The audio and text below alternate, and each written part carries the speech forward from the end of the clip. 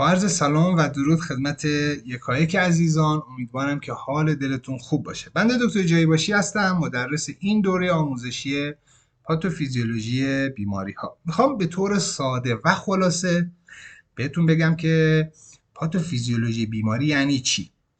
پاتوفیزیولوژی بیماری یعنی یک شرایطی برای یک اندام در بدن ما ایجاد شده یا ایجاد می شود و ما رو وادار میکنه در مورد اون مطالعه بکنیم، اون رو بررسی بکنیم، ببینیم چیه.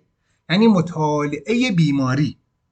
ما در این دوره سعی میکنیم به بررسی کامل بیماری ها، پاتوفیزیولوژی و علت ایجاد این بیماری ها بپردازیم. این دوره مناسب دانشجویان رشته پزشکی عمومی، پزشکی طب سنتی، پرستاران، تغذیه، ماماها و حالا علاقمندان به بیماری شناسی و در واقع فیزیولوژی بیماری هاست.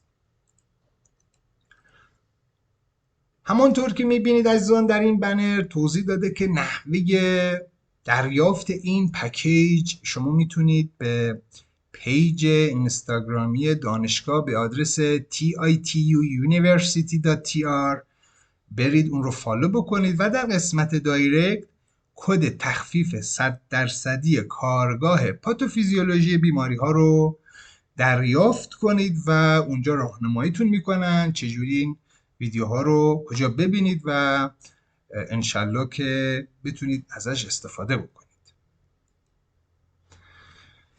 ما در این دوره آموزشی در واقع 5 بخش رو خواهیم. بخش اول بیماری های گوارشی هستش که 21 بیماری رو ما میاییم بررسی و علت های اون بیماری رو در واقع کالبد شکافی میکنیم و کامل آموزش میدیم.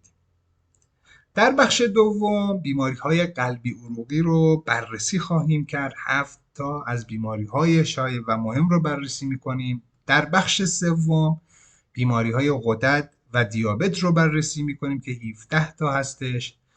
در بخش چهارم بیماری های کلیوی و مجاری ادراری رو بررسی میکنیم.